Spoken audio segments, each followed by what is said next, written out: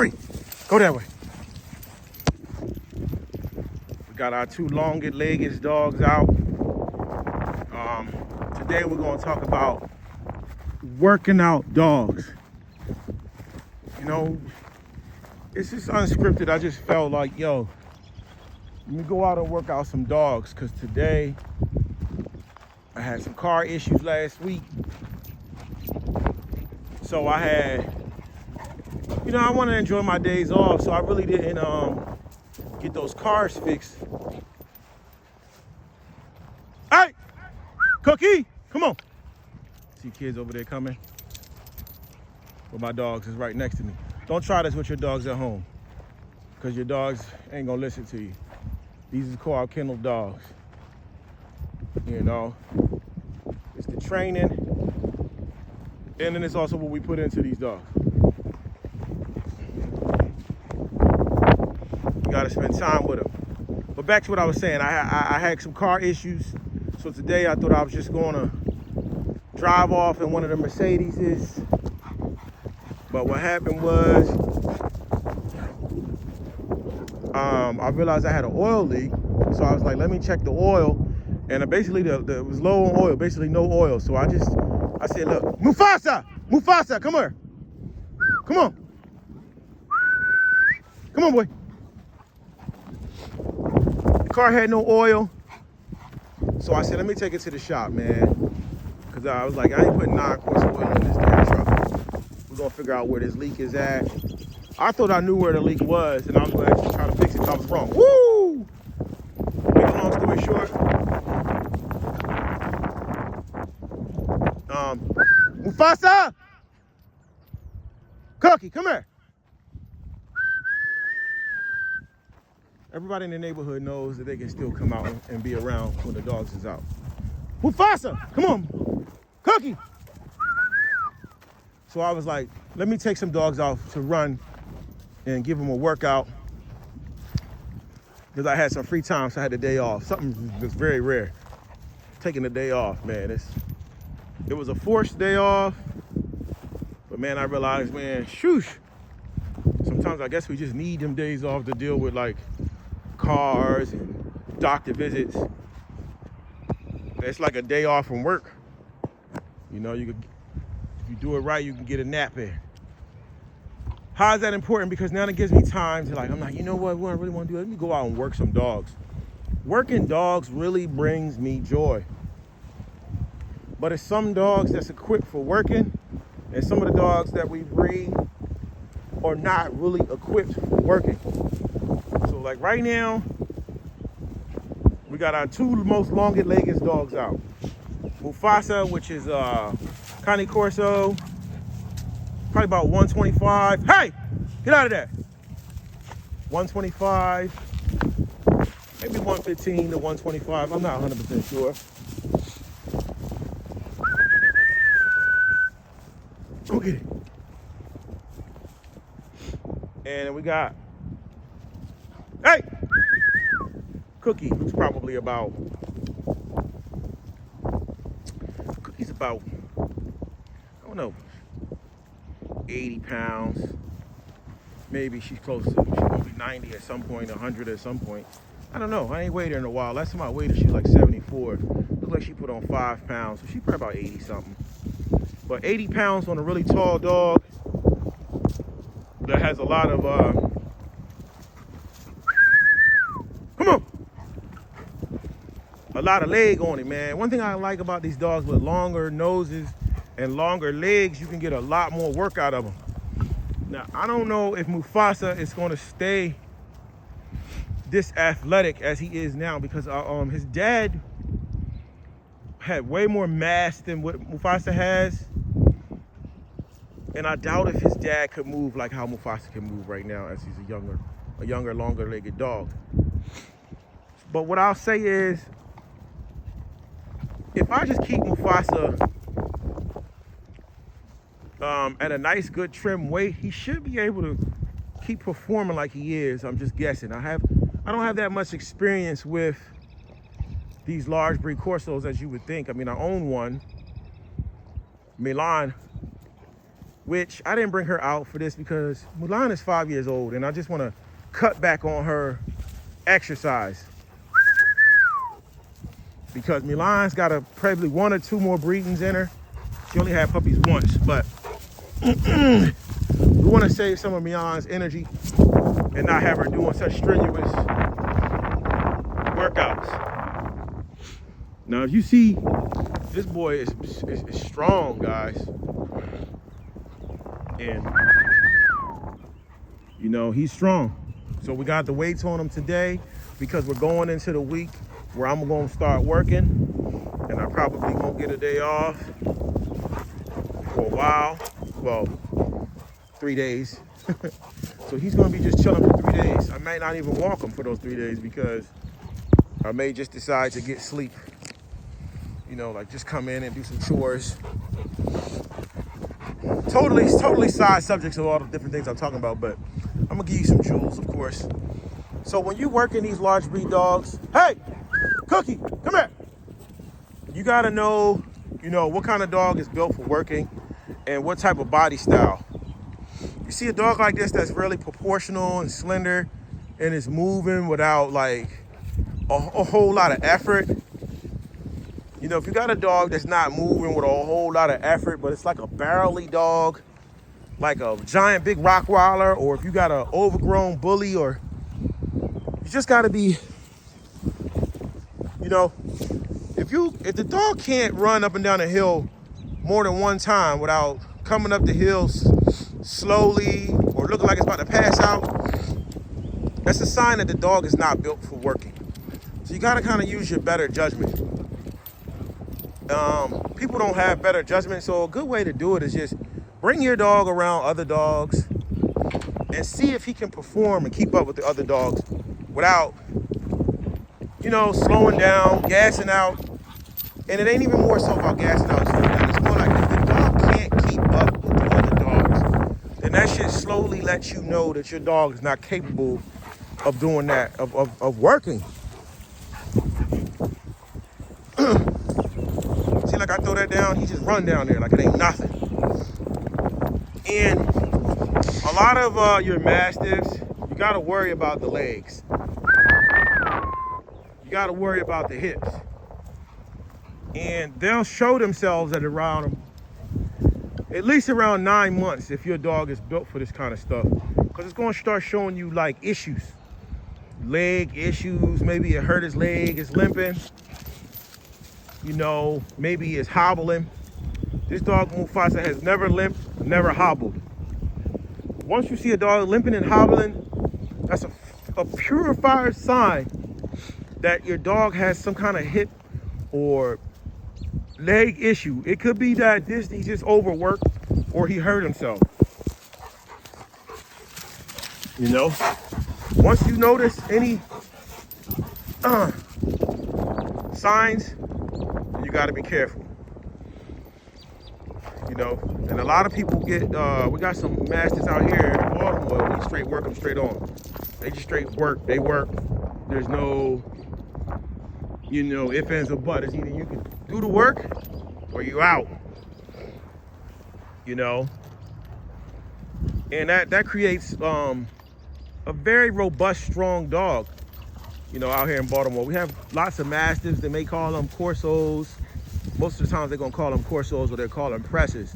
They may or may not be pure-blooded, whatever that's supposed to mean, really, or come from pure-blooded show stock.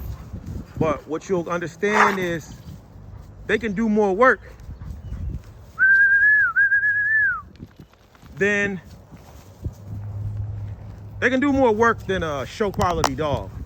You know, and they just get that name from their reputation of the breeder and their size. You know? Ugh. And look, Cookie is gone. So even Cookie is a lot smaller than he is, and she's able to really keep up. So she's right in the middle of being big and being tall. She's not really too tall and not really too big, which allows her to be faster than Mufasa. You know, but Mufasa still has that very, very, very quality build. And what we're doing, we just build up his legs. He doesn't have no issues with his legs, total symmetric. You know, the bloodline in Mufasa is actually some Corso blood that comes from Baltimore and DC. So even though he's not that big, ugly, gobbly, goobly dog that you guys love, that we all love, he's just more agile, you know, more robust, more sturdier than your show quality, overweight, pussyfoot Corso. If you come up on me right now, he's going to check you.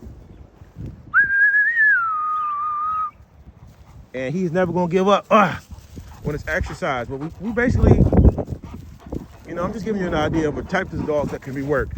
Your average run-of-the-mill $7,000, $8,000, 500, 200-pound Corso cannot work like this.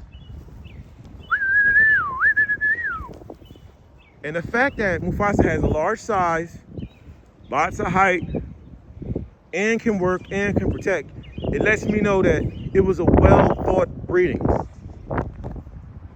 It was well thought of. And like basically they wanted to make a dog that was really tall. See, sometimes you don't need go get it, boy. Running down a hill full speed at 125 pounds.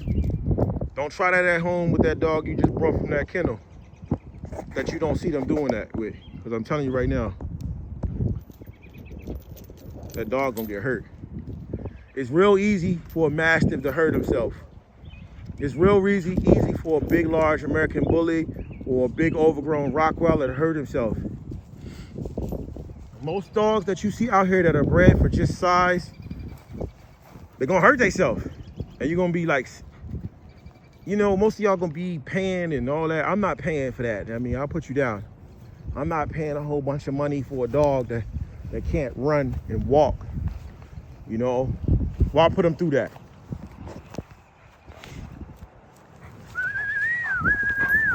So really, in a nutshell, what I'm trying to tell you is, there's certain dogs that's just built for work, and there's certain dogs that are not. Go get it, boy. Go get it. See, now he don't want to run back down that hill. Go get it. Go get it, boy. You see him breaking down slowly. He don't want to go back down there, but every day he wakes up with a lot of energy, and you got to get the energy out of him. But right now, I already took him out once. It's the second time outside. At this point, go get it, boy. We doing more than just working him out, letting him get his energy out. We kind of pushing him a little bit, and that's the difference you got to understand. When you bring a dog out to work, depending on the size and the age, is how you want to work that dog. So the only reason why they have the weights on, I used to do a lot of weight training and a lot of tug of war and things, but we just doing age appropriate, weight appropriate, breed standard type appropriate. Come on. Cookie!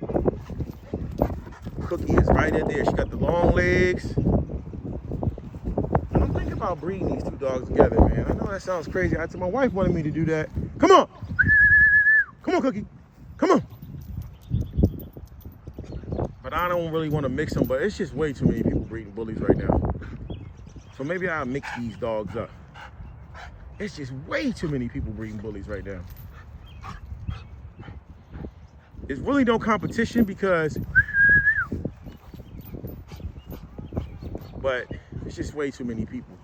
And this will be a good quality working dog for someone that wants to work and, come on. Come on, Cookie. Come on, guy. I don't know. It's just as a breeder or as a dog connoisseur, you kind of know like the body types and just a good working dog, you know, as opposed to just a good looking dog. And sometimes you just want to get up and go work your dog. But if you got the wrong style dog, you can't do that.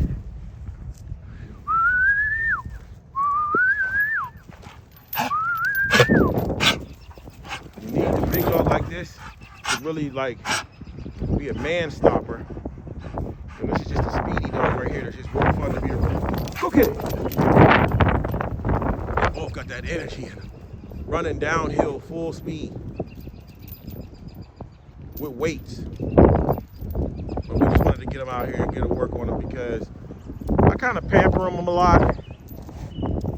But it's a lot of other people out here that work out their dogs. So I got to keep my dogs within a certain shape.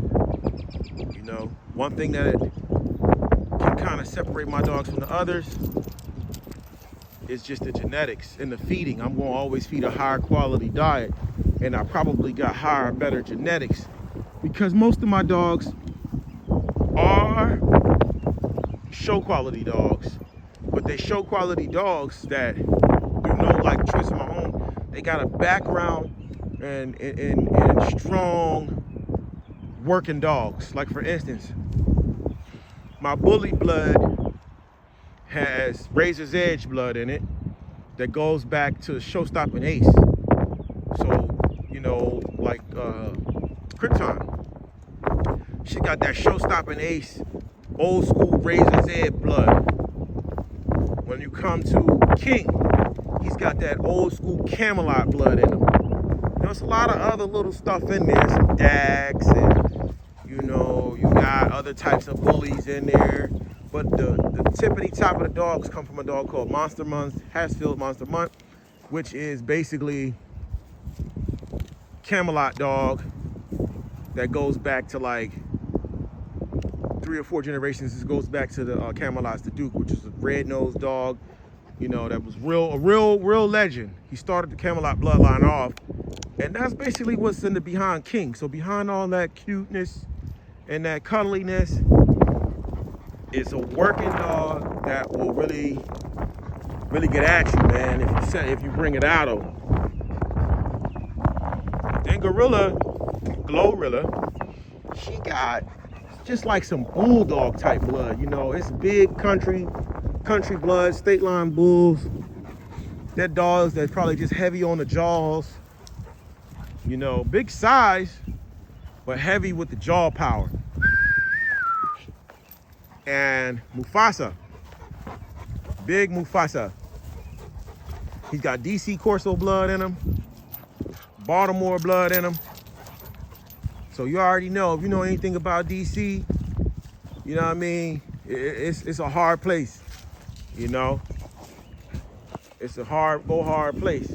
Anything about Baltimore, it's the same nitty gritty, hard school place. So anytime you got those places, Baltimore and DC, you're gonna get a lot of old school blood. I'm talking about blood that go back to the 90s.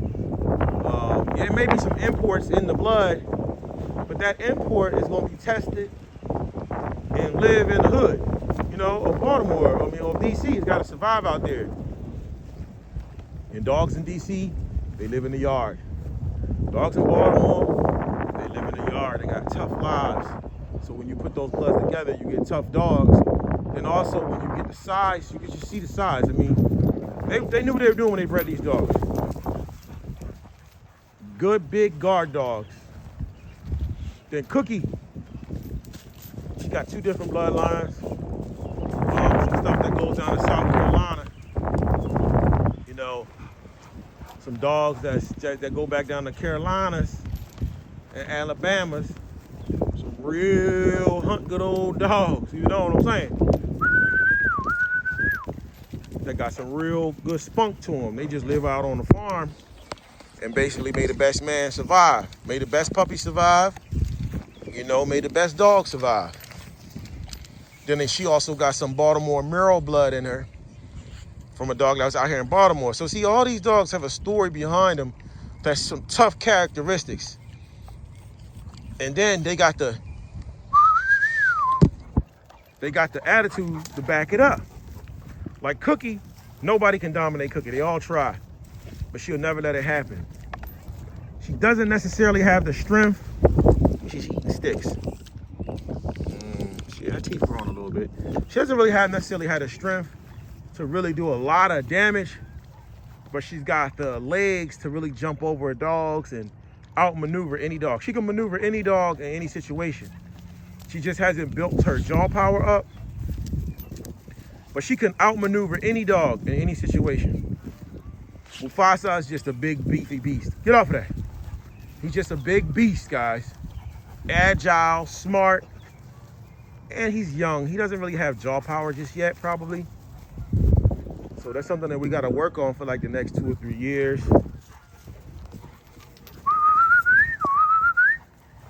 So let's see what he really about.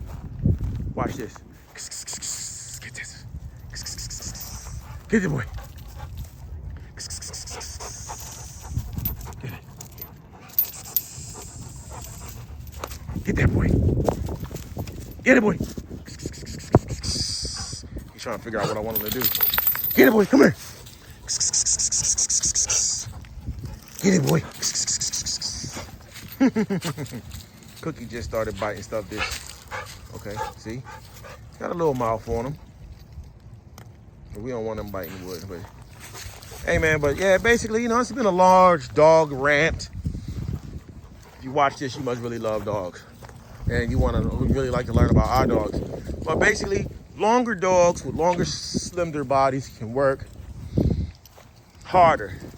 We didn't really weigh these dogs down until they're close to Cookie's over 1 year old.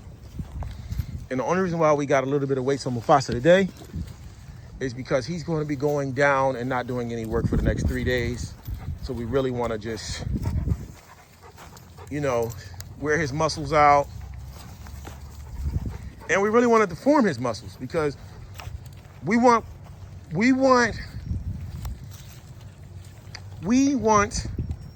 Mufasa to be the largest Mastiff in Baltimore City. And he may not be, or he may be. But one thing he'll be is he's going to have a lot of muscles and a lot of strength. And I just came down the street with him and there was like 30 kids on bikes. And they saw him and they started saying something and then he barked at him. Roo! And they said, oh, hell no, we going the other way. He said, Roo! And we just really letting him get his exercise on, guys. We really just letting him get it on today, as you see. No editing, no uncuts. Just me talking and you getting to see what our dogs can do. Man, we really should breed these dogs together. I know it's something I'm really against because I don't like mixing dogs.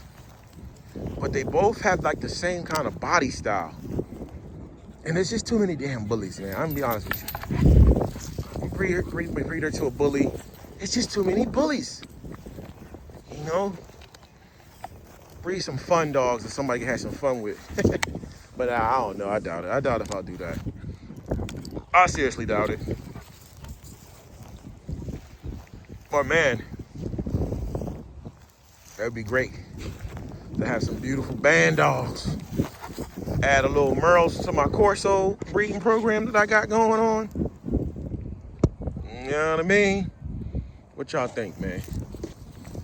Add some Merle to the breeding program. Mufasa! See, he looking at those kids leaving.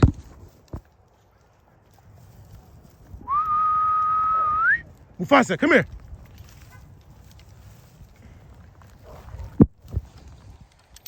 But yeah, dog, what y'all think, man? This has been a workout bulldoggy bully Corso rant.